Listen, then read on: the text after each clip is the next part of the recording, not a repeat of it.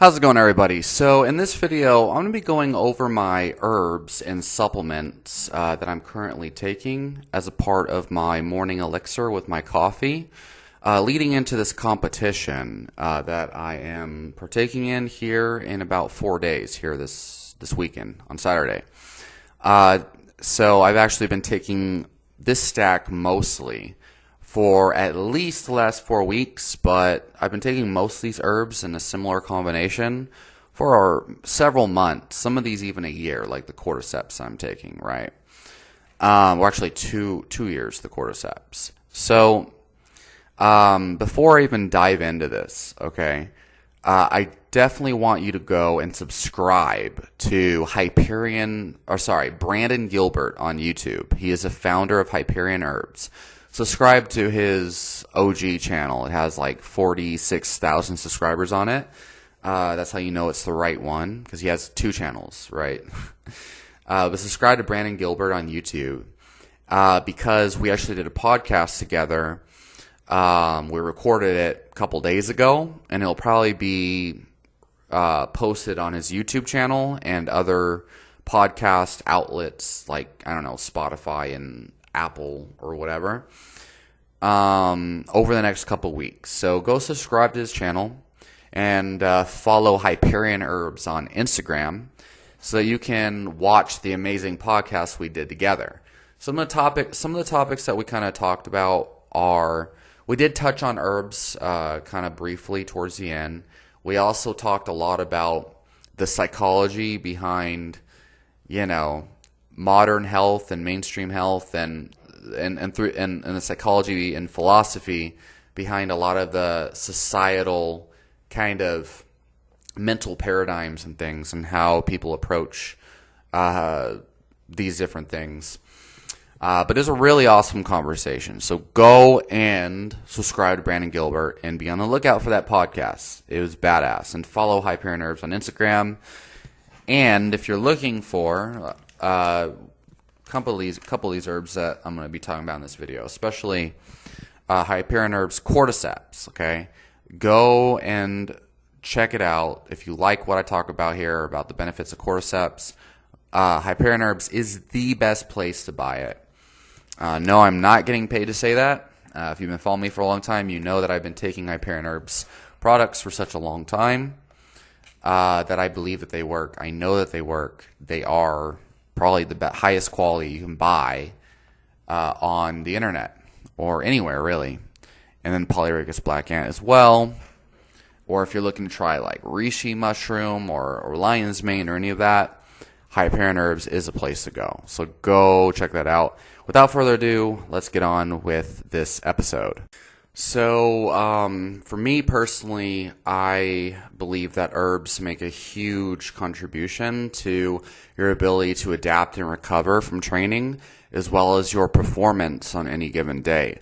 And if you see, so there's herbalism for normal everyday people who are trying to just maximize normal everyday immunity, everyday health, and well-being and energy for your average day-to-day life. But then there's herbalism for sports and athletic performance. And for me, I believe a protocol for health and well-being and immunity is going to be different, although not necessarily too much different, but I'd say it's going to be different than somebody who's trying to use herbs for sports performance. And so I'm going to kind of like dive into that here. And so one major difference when you're trying to supplement or use herbs for sports performance is that stimulants, and in my case, it's mostly just coffee, yerba mate, and guayusa, just depending on what is available at the moment. Because right now, for some reason, guayusa, my normal people I get it from, I'm not seeing it available. I don't know if there's a shortage or what. But historically, people have used everything from ephedra to yohimbe to various other plants, even other various stimulants. But for me, I basically start off every day with coffee, and I brew it. I prefer to just boil it and brew it like in a boiling pan or whatever, because I like to get all of the oils and constituents without the filter, and I like it really, really strong. But it's a lot more convenient for me to just do an automatic brew overnight using a coffee maker. So most days that's what I do, because I also have a really hard work schedule, and I'm busy like throughout all the entire day during the week.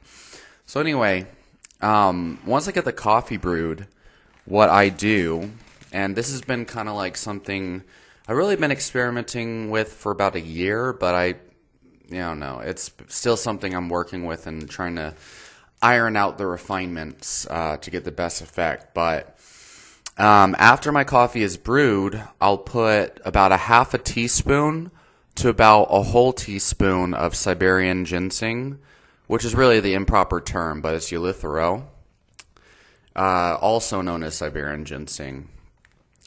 And so this is a half a teaspoon is about what I've found to be the best dosage. But lately I've been experimenting with other dosages. And now, first and foremost, I gotta say I really love Elixir. At least used as part of the stack that I'm using. I'm about to go into detail with the other ingredients here in a bit. Because Elixir, what I find when I use it is just a more grounded, sustainable boost in overall vitality, well-being, and energy. And I feel like my sleep and calmness the next day after the sleep dramatically improves. So using the Elixir, it definitely is not the same feeling state or emotional quality that you get from like a Panax ginseng. With Elixir, for me, it's more of a grounding, relaxing, kind of supportive. This is going to sound dumb, but like nourishing to the soul, like nourishing to the heart, while also like boosting your overall vigor, or I guess what some people might call your chi. But it's not like stimulating like coffee. If anything, I think it balances and rounds out the edges of a typical caffeine buzz, if that makes sense. So yeah, I feel like Elixir is definitely more in alignment with what the mainstream idea of adaptogen actually is. And so I think at too high of doses, I've noticed it might have a slight diuretic effect. But if I take just a half a teaspoon, this is just a dry powdered herb, and I just blend it in with my coffee. Because ginseng roots, as well as the Elixir, and I know they're different, okay, they're not the same, but they're the same part of the plant. They have some of the similar constituents, and they tend to be consumed in similar types of decoctions and things. Lots of people just chew the roots and drink the juices from chewing it and get similar short-term benefits. So you don't necessarily need to make a decoction. And if, for those who don't know, a decoction is basically a long-term boiling of ginseng roots or, whatever, or any kind of herb, a long-term kind of simmering, over hours, over the course of hours to really get to extract the saponins and the ingredients from the actual root. But with things like, even like ginger, but Elixir and ginseng and other type of rooty type herbs, you don't necessarily need to decoct them per se, right? So lots of people just make regular teas with them, okay? And you still get all the benefits. So yeah, so for me, I just take the dried root powder. I mean, there's plenty of surface area because it's ground so finely. And I just blend it with hot coffee in a blender. And I blend the crap out of it. One thing you'll know when you make, when you make these types of blended, like, ginseng, Elixir concoctions, and just tonic herbs in general, is like the ones that are highest in saponins. They start to bubble up and foam up. And that's how you know you've got a really potent extract. At least when it comes to something that has saponins in it, okay? So, yeah, anything with saponins, like, you know you got the real deal when you blend it in a hot beverage and it foams up like crazy. So, yeah. So this is definitely something that I've really enjoyed. And when I first started taking it, it was like exactly a year ago, actually, April 2022. I actually had bought Elixir with astragalus and pan-extra ginseng all together. And I was taking like a high dose of all three along with Hyperion herbs gynostemma. So they're all just like some of the most potent kind of ginseng-like herbs. Ginseng-like. I know people in the comments will grill me. It's not ginseng. Like, yeah, I got that. But yeah, I was taking all of those together, and it was just too much for me. For one, the diuretic effect, I was assuming it was the astragalus. Some was just making me pee all freaking day, and I just felt horribly dehydrated and depleted. But I also just felt on edge and just mentally unstable. But since then, I found I cut out the astragalus. I thought that might have been what it is. Just a moderate, tiny dose is all you really need. Like a tiny bit goes a long way.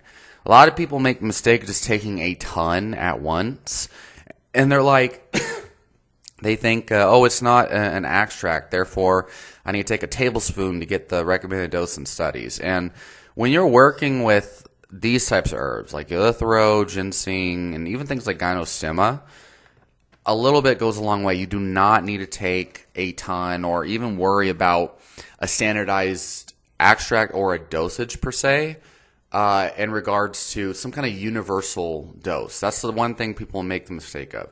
One thing I found to make these herbs work, especially for sports performance, is the dose needs to be individualized to the person using it, okay? Anyway, yeah, Elixir for me has been something every time I take it, I notice it does something magical that it's compatible with me, if that makes sense. There's something about it that my body feels like it needs. Like it's balancing something out in my body that seems to be like a missing piece to my physiology for some reason.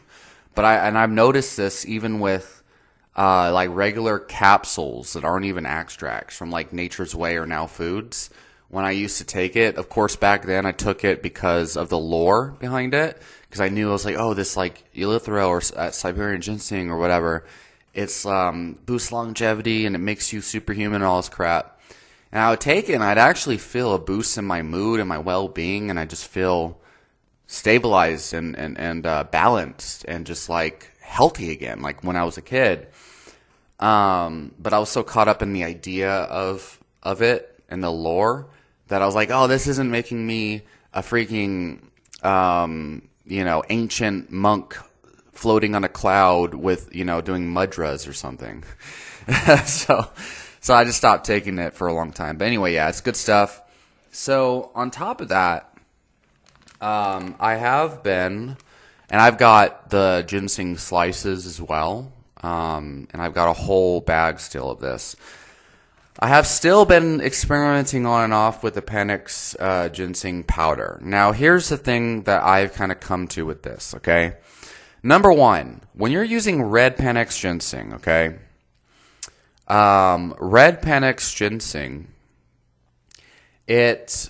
first of all, it's very easy to overdose. So there's a couple things. You have to understand, like, most of these herbs have not traditionally been used by themselves. But, in formulas, or at least with one or two other kind of commonly kind of accompanied herbs, right? Like red Panax ginseng typically is used with astragalus as well as ginger, okay, and a couple other Chinese herbs, some of them which you don't really hear a lot about. There's another one, polygala or polylaga, which tends to have great properties on its own that I've seen people insist are really great complement to red Panax ginseng. So But there's a lot of different formulas that people will combine panic. Oh yeah, and then of course Polyrhacus black ant is because they grow together supposedly. The Polyrhacus ants were typically found around the ginseng plants themselves, and so generally would be consumed together as like a support one another. And then of course there's this kind of claim that red panax ginseng increases the effects of whatever it's taken with as well. So so that's the first thing is like you got to understand there is an art and a science to taking most of these herbs, but especially red panax ginseng. For me, what I've kind of came to, because most of the herbs I take on a daily basis are herbs that would generally be thought of as working synergistically with the ginseng anyway. Here's the thing. So a half a teaspoon for me, it's just a plain powder. It's not even an extract. A half a teaspoon, okay? The first day I'll take it is perfect, and I just feel extremely energetic, euphoric. I feel very motivated. I feel bulletproof. I feel like I can do anything, okay? That's how I feel when I take half a teaspoon of panax ginseng powder. But it is like, so for me, if you watch Dragon Ball Z, pardon me if you don't, there is like this power level thing, right? Where they go Super Saiyan, which is like it's a power multiplier. It multiplies your power by like 8 times or some shit like that. And then there's like an ultimate Super Saiyan where you get bulging muscles and you get a great power increase, but the power is hard to sustain, and you feel like you can't control the power, and any little slip up and you go off the deep end, right? And then there's like Super Saiyan 3 and Super Saiyan 2, and the higher your Super Saiyan level, the harder it is to control and sustain. And also there's like this giant crash with like the higher power levels like Super Saiyan 3, right? Well, anyway, panax ginseng, what I notice is like if you take half a teaspoon the first day, and I feel this crazy increase in like I'm bulletproof, but I also notice a tendency to get angry. My thoughts, if I allow them to be, can be extremely hard to control. Like they just, as in the speed of my thoughts, like my thoughts are going so fast and so scattered like a tornado of like different topics that I can't focus on them, or I don't even know what my thoughts are saying at that point. My mind's just going, right? So anyway, it could basically like increase scattered brain tendencies, increase the speed of thought, and just everything's going too fast to kind of keep track of, if that makes sense. Which can be great for making videos and maybe solving complex problems, maybe. Because I made some great videos when I took a lot of ginseng. But the other thing is just anger and just like kind of outbursts and impulsivity. I feel a lot more impulsive if I take too much too soon. Well, the first day is generally manageable with a half a teaspoon. But like I mentioned in previous videos, after about 4 days of taking half a teaspoon of ginseng, my sleep completely evaporates. So compared to something like Elixir, also known as Siberian ginseng, that stuff would make my sleep improve, right? Well, with this, it's interesting because I have taken it for a while. I think in like doses of half a teaspoon, where I noticed it did seem to improve my sleep only after it improved my appetite dramatically. But that was after taking it for several weeks, right? So over the long term, it's likely that this kind of like impulsivity and extreme like mania or whatever else you want to call it, maybe it normalizes after a while, and then it starts to just have its claimed adaptogenic properties after some time. But for me, like, I've had subscribers, like I made that video reply to my subscriber named David Chung who talked about this, like, if you do too much ginseng the first couple days, it is so powerful, or I guess unbearable, right?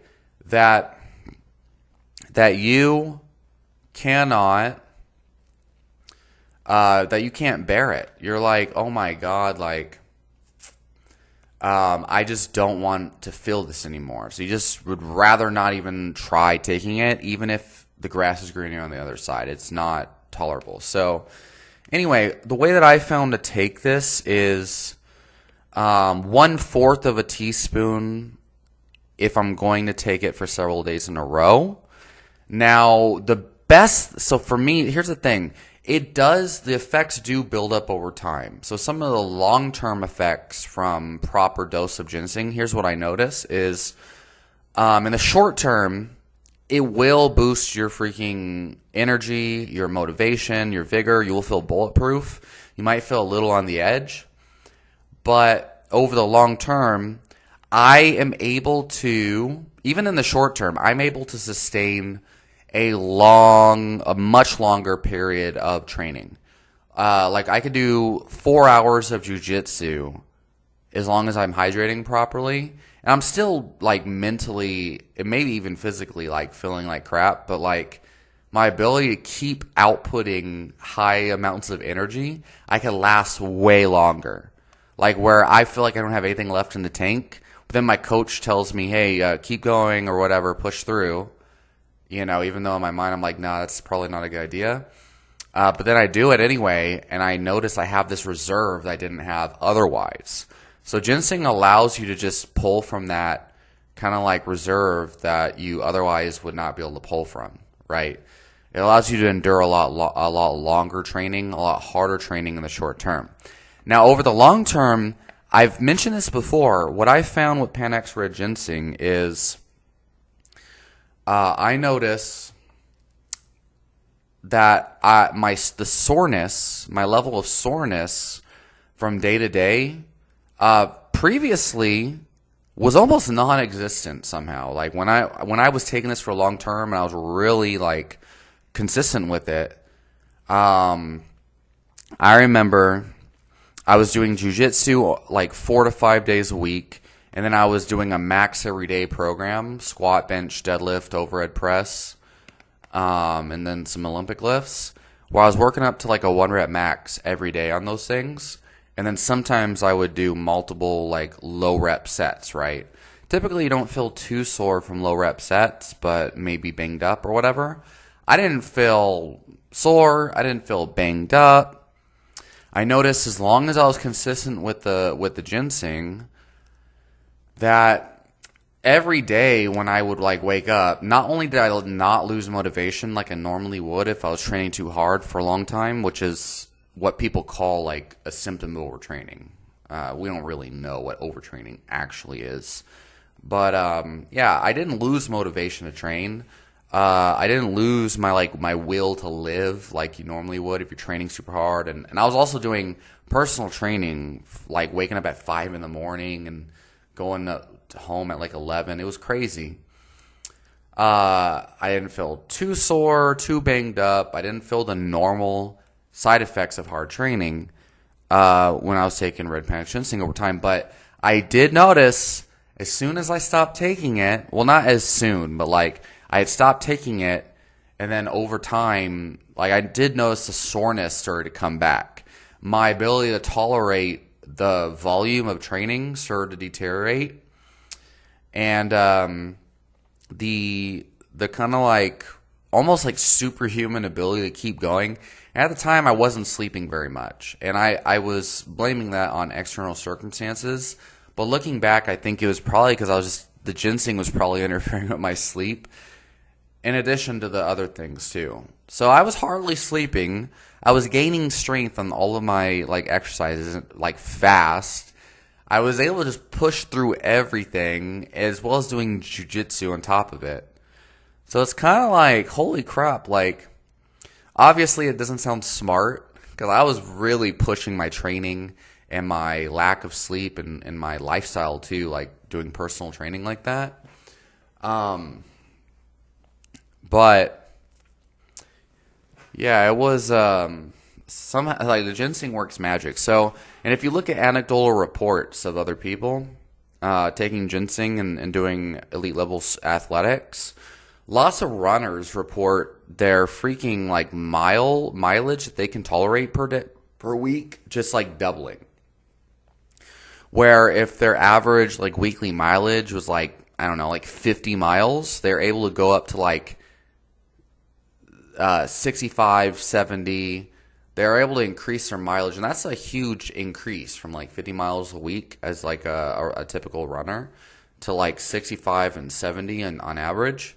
And then when they removed it, after several weeks, their capacity went back down. So what I believe it does, what ginseng does, is it increases the benefits you get from the training, the adaptability. And I feel like if you take it long enough in the right doses, I mean, studies have shown that it usually takes, like, if you've taken it for 2 months, it takes about a month for the effects to completely go away. So the effects still stay there, right? It's boosting the amount of fitness improvements you get from training, as well as, I guess, what you'd call your ability to recover. It takes away some of the negative side effects, like the tiredness and fatigue and lack of motivation and the muscle soreness. So, yeah. So for me, what I've kind of come to is I'll take a moderate dose, like a fourth of a teaspoon to a half a teaspoon, on training days where I want to feel like I'm on crack, basically. And then on my normal days, where if I'm either just not training at all or I'm having a really light training day and I need more mental energy, like I'm doing drilling, but then I'm also doing some personal training, I just won't take the red panic ginseng at all. And I find that its benefits kind of bleed over into the next day anyway. And it takes like maybe 48 hours for it to completely leave your system anyway. So lately it's been 1/4 of a teaspoon of the red panic ginseng in the morning, and then only on certain training days. And then the next day might not even take it. Other times it might be a half a teaspoon if I'm like really wanting to feel it. And I have felt like the red panic ginseng, it seems to work best for strength training, okay? Another thing I've noticed when I take red panic ginseng is that my body warms up really fast. Like, just like maybe 2 minutes of like a light warm up, and I start sweating, I feel hot, I feel the circulation, the blood flow ready, my heart is like active, and I'm ready to go. So I don't feel like that's a bad thing. I feel like that's good. Like, my body will snap into action immediately. I think my reaction timing has gotten better, like my proprioception. But I think that maybe my anxiety or my adrenaline also increases. And I think that might be something it might be doing. Like, I notice I tend to be more anxious, more on the edge, and have more susceptibility to, stress or anxiety. So that could be kind of like a double-edged sword, where it could be beneficial in some aspects, the adrenaline, because that's what adrenaline's for. Like, people just assume, adrenaline's just bad, and I don't want to feel anxiety. But it's like, in jiu-jitsu, like, that's what anxiety's for, to get blood flow to the muscles, to get you warmed up, so you can perform on a minute's notice and increase your senses. But for me, it's just I have to really control my breathing and be aware of my mental state to prevent anxiety from taking over, right? But as long as anxiety's not there, I feel a lot more aggressive, and I'm like drooling and stuff. So it's like, oof, better calm down there, Mr. Wolfgang. All right, so on top of that, I also have been taking, I'll add some rhodiola rosea. And by the way, the red panic ginseng, I prepare it the same way I do with the elithro. Just blend it together with some hot coffee. Rhodiola rosea, I take about, on average, 500 milligrams in the morning, then occasionally a 250 milligram dose around 5 p.m. maybe. About an hour or two before my evening training. So that's another dose around 4 p.m. or whatever, right? And I feel like rhodiola, its main benefits is that it improves your endurance, It seems to increase like beta endorphin release during training. It decreases anxiety, increases your ability to focus. I think it kind of has mood boosting qualities, antidepressant qualities. Its main thing though is your ability. It also improves your aerobic capacity, similar to Panax ginseng, but not as high of like not as effective at that. But the biggest thing is just like the focus qualities, the anti-ADHD, so to speak, the boost in motivation. Also kind of has benefits of fighting sleep deprivation. But you will, if you take too much too soon of the rhodiola, you might notice a kind of depressant effect, makes you want to sleep more, lethargic, etc. And so most people would be best off taking about 200 milligrams in the morning, just in one dose, and that's it. And then over time, maybe experimenting with higher doses. But I find rhodiola is something that in smaller doses, just like with ginseng and elithro, it seems to be more effective. And the effects build up over time to where you need less and less. So, yeah, that's a big thing with these herbs that are claimed to be adaptogens, is taking less tends to be more effective than taking more. And if they're not working for you, it might be because you need a lot less than you're taking. So now the next thing that we're on is cordyceps. So I actually just recorded like a 3-hour long podcast with Brandon Gilbert from Hyperion Herbs. And we go deep into all sorts of things, a lot of philosophical, societal type things.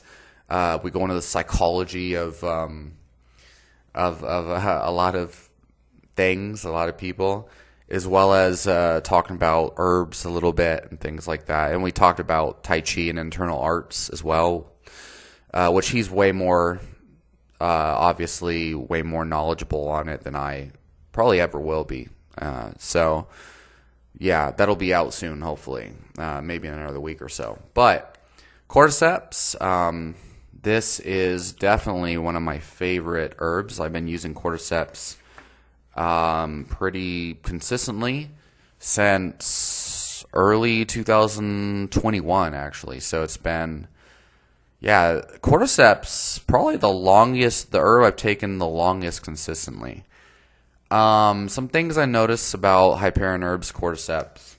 So first of all, don't ever freaking waste your money on like low grade herbs like the herbs or host defense or any of those. If you're going to get cordyceps, get it from somebody, or any mushroom supplement, get it from somebody who has been like legitimately taking it for decades. Somebody who's only selling it because he fell in love with it at some point and just wanted to share it with the world. That's why I like Hyperion Herbs. And I've been taking their brands exclusively for so long. Because when you actually start to take like high quality herbs, and you know what they feel like, you don't ever want to even risk possibly spending a little bit less money for something that just isn't shit, right?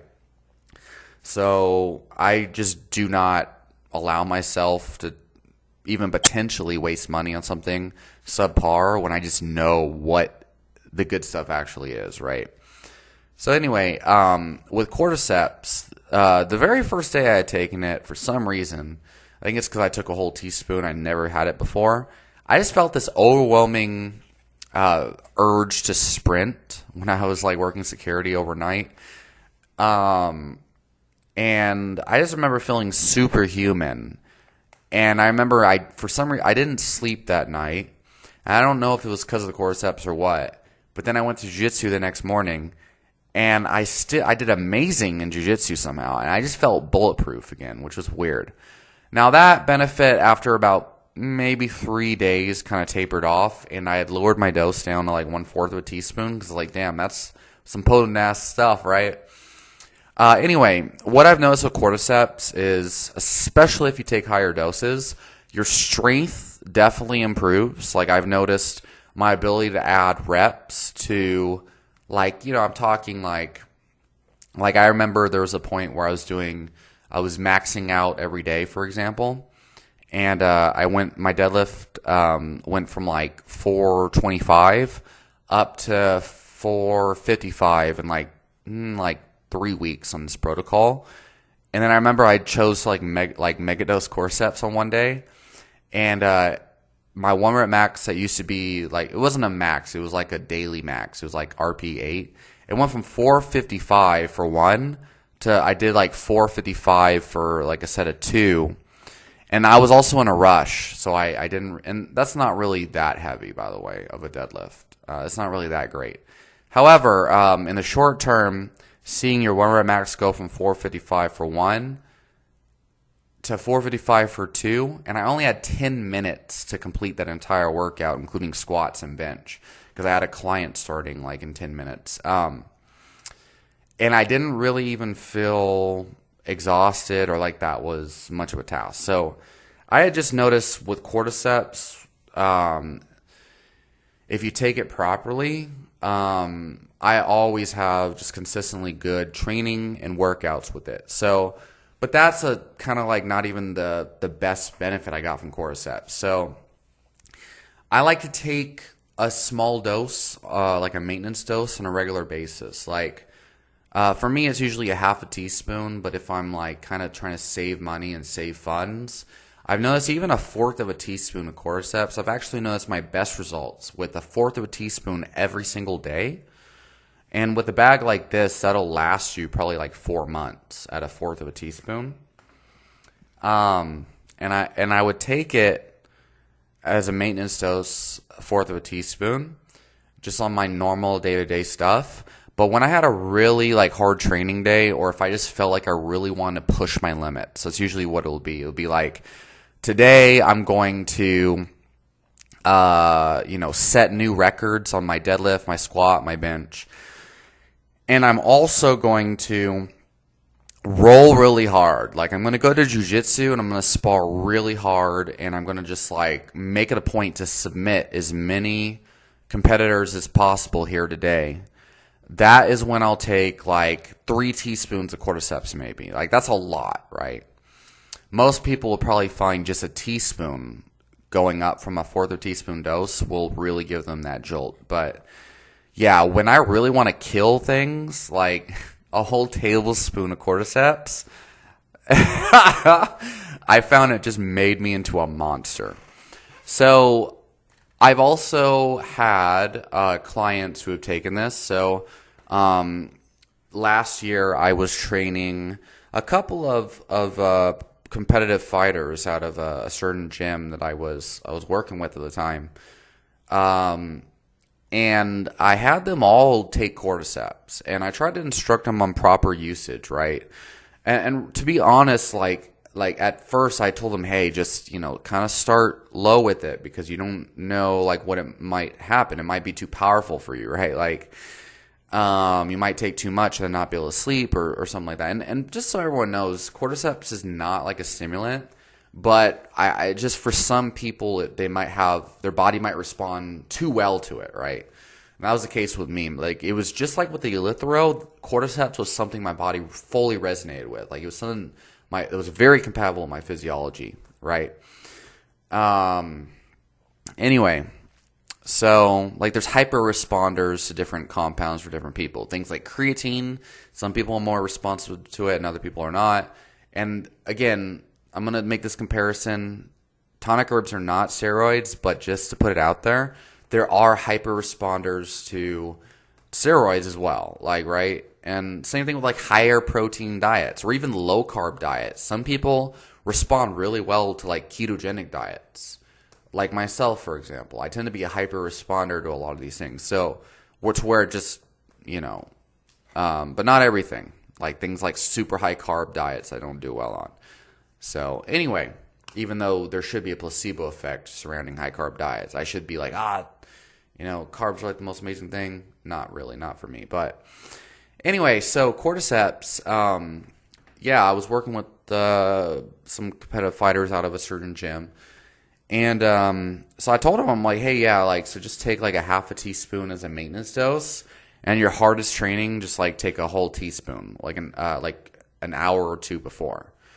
And one of the fighters, who happened to be a really good friend of mine, right? I don't think he heard me right. This guy just, like, I remember just several weeks went by, and he was telling me how great he was feeling during training. He told me he took a tablespoon of the cordyceps, or 3 tablespoons, something crazy like that. And I'm like, how the hell did you even, how could you even afford that, first of all? Like, because if I took 3 tablespoons of this 4-ounce bag of cordyceps, that shit would be used up really fast. But I don't remember. I think he just said like a tablespoon of cordyceps, something like that. But like, yeah, this guy was taking a tablespoon of cordyceps about an hour before he started his training every single evening, like at 5 p.m. And he could still sleep really well, he said, so that was fine. But like, so he told me with the tablespoon of cordyceps, which I don't remember exactly specifying that, but that's how much he was taking. I might be wrong. I might have told him a tablespoon. I can't remember, but like, it surprised the crap out of me. But when he told me that's how much he was taking, but he was telling me like his aerobic capacity basically improved dramatically. Like, he was able to, like, he didn't get exhausted or gassed out or depleted throughout his, typical 4-hour training. Like, he would typically do, on most average days, training would go on from like 6 p.m. to like 9 p.m. every night. But then there were other days where he'd start earlier, like 4 p.m. So it would be like a 4 to 5 hour training on his hardest days. Some days including sprints and things, as well as hard sparring. But then most days were about 3 hours, give or take, right? And he just told me before, like, after about 2 hours of training, when he hit the halfway point, he'd just be done. He'd throw in the towel. But when he was taking the cordyceps at the high dose I don't remember telling him to take, like a tablespoon, he was able to tank through that, and he noticed the fatigue just didn't happen. Like, he'd just be able to go all the way till the nighttime and then still wanted to train even more. So for me, I remember this was a similar experience I had too. So when I really decided to take cordyceps super seriously, right? Like, I mean, really go all in with the cordyceps. This was Grappling Industries last year, 2022, in January. I remember messaging Brandon Gilbert, the founder of Hyperion Herbs, and I tell him, hey, man, like, I'm just going to, like, order a lot of your top 4, like, androgenic, like, athletic performance increasing herbs. I'm just going to go all in. I'm going to see what I can do. And I don't know what he thought at the time, but, like, he's just like, yeah, man, go for it. Do your thing or whatever. So I remember, I did that. I bought the polyericus ant, nettle root extract, pine pollen that they were selling at the time. I still had some Lacuna that they had sold previously, but they stopped selling at the time. And the cordyceps. And anyway, man, I remember with that stack, especially the cordyceps, right? I was doing, like, I think towards the end, toward like the last week or two, I would take a whole tablespoon of cordyceps and a tablespoon of pine pollen and a tablespoon of polyericus black ant before my training, as well as some rhodiola and caffeine pills, right? And man, like, I would do like the 6 p.m. class, and I would just destroy all the other white belts, and then some of the blue belts I was tapping out too, even though I was a white belt. And I just felt great, and I started to tap out blue belts like easily after that point, which was just crazy to me. And I was giving some of the purple belts a hard time too. And so not only was I like performing better, like as in being able to output more force and energy into my moves, like I had this like anaerobic threshold or capacity that I didn't have before.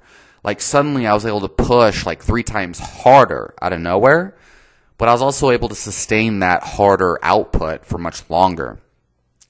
And I remember after the 6 p.m. Jujitsu was over, I was like, man, I feel pumped up. I need to keep going. So then I do like the 7 p.m. when I was training at Ohana. But when I was training at, this other gym, Southside Fight Club, with the fighters and whatnot, because they only had like the gi jiu-jitsu like on Mondays and Wednesdays. But I remember it would start at like 6:30, and I remember just the whole time, because there was a lot of drilling the first hour or two, I just wanted to like roll so bad. And by the time the rolling came, I was just like, man, just going round to round to round, and just I was just going hard. The thing is, not only was I going hard, but my perceived level of like stress and effort was low. Like I felt like it was fun, like how hard we were going. It was fun, probably because I was just like mostly beating people and submitting people. But then after rolling was over and the whole 3 to 4 hour training session was over, I was like, man, I want to keep going. Like I feel pumped up and ready now, right? And when rolling was over, I was just like, when training was over, I just felt like I had way more that I wanted to output, right? So anyway, that I have not been able to like replicate that level of energy for some reason. Part of me wonders if it's the pine pollen I'm taking or something. I don't know. But the other thing is I haven't been taking mega doses of cordyceps since then. So I think that might be it. But I have definitely noticed cordyceps just allows me to do way more. I feel way less lethargic, more energetic. I'm able to last longer during training, go harder during training, and the fatigue effects from like training hard are less pronounced. So the main thing that cordyceps tends to do is improves the recycling of glycolytic energy. So the carbohydrate type energy that you have in your body, it's able to like stay in the circulation for a lot longer rather than just being completely burned off. That's the idea behind it. So that would explain why you're able to double your capacity and also go harder and sustain that harder output for longer. So the next thing is Hyperinerb's cordyceps, Hyperinerb's polyrhicus black ant. So this was another thing I was taking during that time, although I didn't have as many clients taking the polyrhicus black ant, but I did have some of them take it. Some things I noticed with polyrhicus black ant, when I take a higher dose, I feel hornier. Definitely my libido increases. I also notice like a dopaminergic effect. So I notice more kind of like desire to be creative and to read books, and so more like inclination for creativity, for productivity. I feel more inspired, and so that's kind of like the quality that Chinese medicine associates with Jing energy, especially like Yang Jing energy. More desire to output, as well as more of an ability to output into the world, is what I think of Yang Jing. The other thing is I believe that this increases my explosive power. So there have been identified ATP precursors that are found and isolated from the polyrhicus black ant, as well as unique dopamine boosting compounds as well. So if you think of things like L-dopa and tyrosine that are typically isolated and people take as a nootropic, polyrhicus black ant is a whole food source of unique dopamine precursors not found elsewhere. There's like a comprehensive overview that I found of the literature, the research that was talking about it, and I made other videos going into detail on it. So when I liked it, and it also seems to increase the effectiveness and the potency of Panax red ginseng. And I feel like it helps us support the effects of the other herbs that I'm taking. So I got to pee really bad, or else I'd go deeper into this. So I want to finish up this video pretty quickly. Pine pollen, everyone knows about pine pollen, increases your energy, your endurance, your aggression. So for me, I've noticed mostly I typically will take about a half a teaspoon as a maintenance dose, and then when I really want to go hard during the day or in training, I'll take an entire tablespoon or a couple tablespoons. I noticed 3 tablespoons of pine pollen makes me just like a tank, go hardcore, also increases your libido a bit. Anyway, I gotta go pee, so I'm gonna end this video.